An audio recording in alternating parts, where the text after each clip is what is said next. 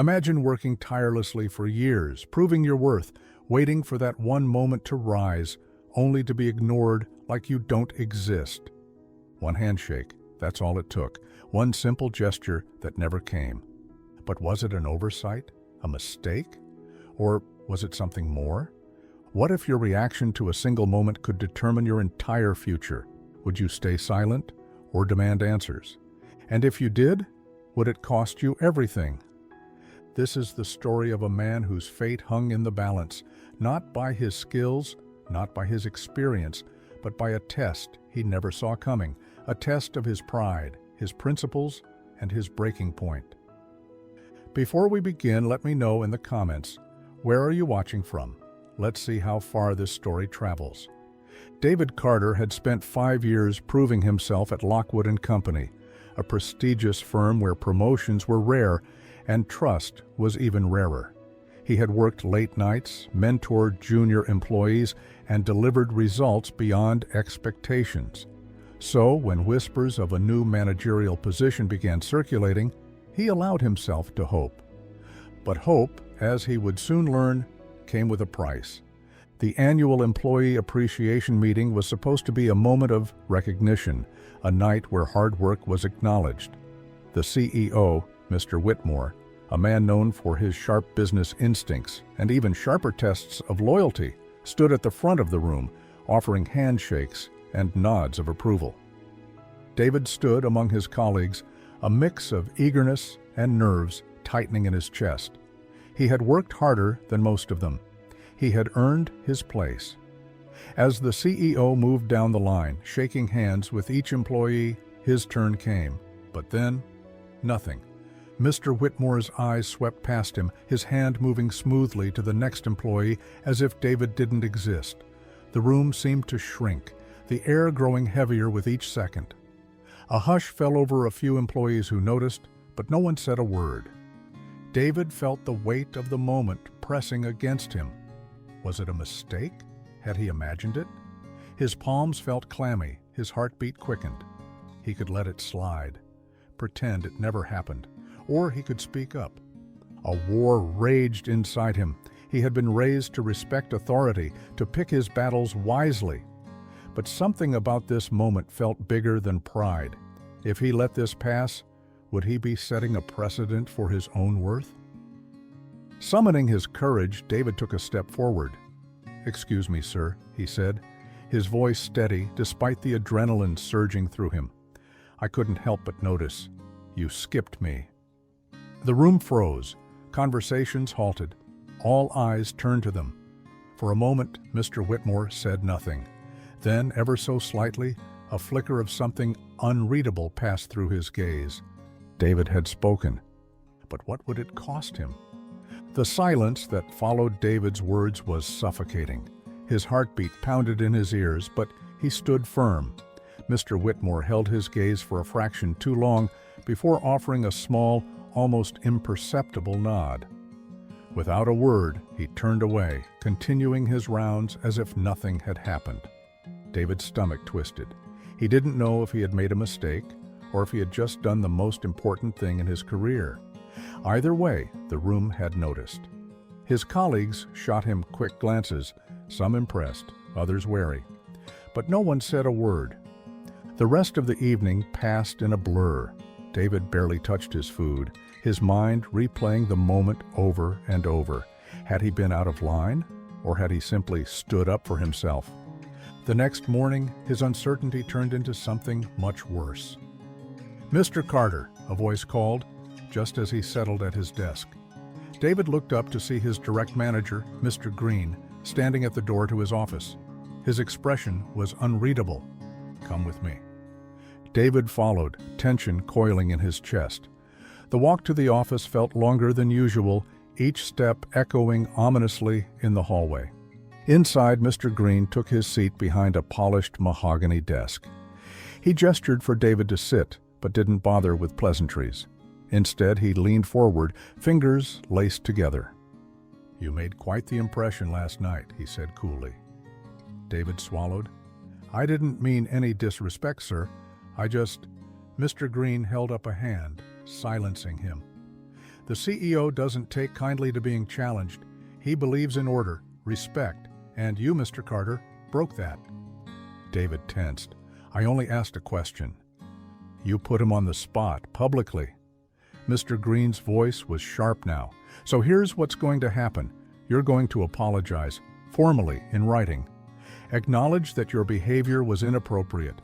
Or, David clenched his fists, or what? Or you're fired. The words hit like a punch to the gut. The office felt smaller, the air too thick.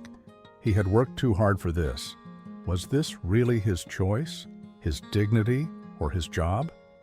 David's jaw tightened. He had spoken up once.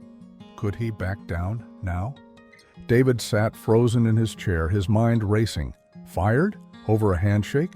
He had worked tirelessly for this company, given them everything, and now they wanted him to grovel over something so small. I won't apologize, he said firmly. His voice was steady, but his hands gripped the arms of his chair so tightly, his knuckles turned white. Mr. Green sighed, as if he had expected this. Then you're done here. The words felt like a slap. Just like that, years of hard work, late nights, and sacrifices were wiped away. David stood slowly, swallowing the lump in his throat. He refused to let them see him break. Without another word, he turned and walked out of the office, each step heavier than the last. Packing up his things was surreal. The office he had spent years in suddenly felt foreign. A few colleagues peeked over their cubicles, whispers following his movements. Some looked sympathetic, others avoided his gaze entirely. By the time he reached the elevator, reality had sunk in. He was unemployed. The first few hours felt like a free fall. His pride told him he had done the right thing, but his bank account told a different story. He had bills, responsibilities, a career he had spent years building. Could he really afford to lose it all over a matter of principle? By nightfall, the weight of uncertainty crushed him. And so, the next morning, with a deep breath and a bitter taste in his mouth, David walked back into the office. Mr. Green looked up when he entered. There was no smugness, no satisfaction, just the cold efficiency of a man who had seen this happen before. I'm here to apologize, David said, the words burning as they left his lips. Mr. Green nodded, sliding a blank document across the desk. Put it in writing. David took the pen and, with every stroke, felt something inside him crack. When he was done, he slid the paper back. You can have your job back, Mr. Green said, but there's one more thing. David frowned. What? Your salary will be reduced by 20%. David's stomach dropped. You're punishing me? Mr. Green only smiled.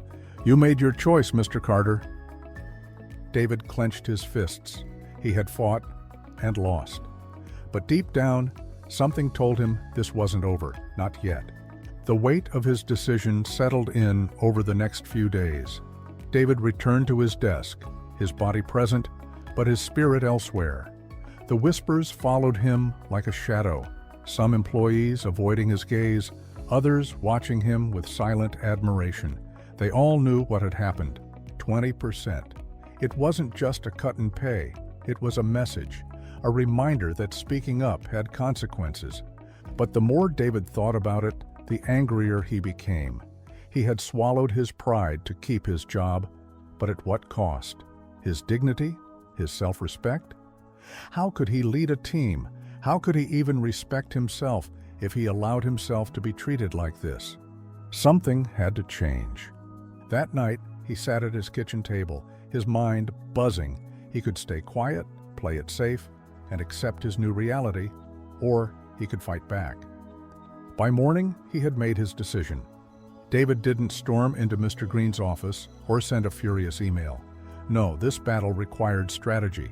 Instead, he went to work as usual, but instead of blending into the background, he started talking. To his colleagues, to other departments, he shared his story, not as a complaint, but as a warning. And soon, murmurs turned into discussions. Discussions turned into unrest. The tipping point came when David took his stand outside the executive boardroom. A small but growing group of employees behind him. Signs weren't needed. Their presence alone was loud enough. The executives, mid-meeting, took notice. The whispers had reached them. Finally, the doors opened and one of the board members stepped out. "What's going on here?" David met their gaze without hesitation. "I'd like to speak with the board." Within minutes, he stood in the conference room, face to face with some of the most powerful figures in the company. His pulse pounded, but he refused to waver. Mr. Green sat among them, watching. David took a breath. "I was punished for standing up for myself. If this is how leadership works in this company, then maybe it's time the board asked, who else has been silenced?" Silence, a heavy pause. And then Mr. Green cleared his throat. "I believe it's time we told him the truth." David's breath hitched. The truth? He wasn't sure if he was ready for what came next. David's heart pounded as Mr. Green leaned forward, his expression unreadable. The board members exchanged glances, some curious, others calculating. "The truth?" David repeated, his voice steady despite the storm brewing inside him. Mr. Green nodded, then turned to the board. "Mr. Carter here believes he was punished for standing up for himself." He let the words settle before continuing. "But what if I told you he was being tested?" A ripple of murmurs spread across the room. David frowned. "Tested? What are you talking about?" Mr. Green folded his hands on the table. "From the beginning, the CEO had you in mind for the managerial position, but he wanted to see if you had what it takes to lead, not just on paper, but in real life. You see, leadership isn't just about hard work, it's about resilience, about knowing when to stand your ground and when to fight the right battle." David's breath caught. His mind raced back to that moment at the appreciation meeting, the ignored handshake, the ultimatum, the pay cut. All of it, deliberate. He clenched his fists. "So you humiliated me? Stripped away my salary? Just to see how I'd react?" Mr. Green exhaled, unbothered by the sharp edge in David's tone. "If you had backed down completely, you wouldn't be fit to lead. If you had exploded in anger, you wouldn't be fit either. But you didn't do either. You took a step back, reassessed, and then fought when it mattered most." David's head spun. The betrayal, the frustration, the fire that had pushed him to take action. And now, they were telling him it was all a setup? One of the board members finally spoke. "And for that, Mr. Carter, we would like to formally offer you the managerial position." The words hung in the air. David stared at them, stunned. He had walked into this room expecting a battle.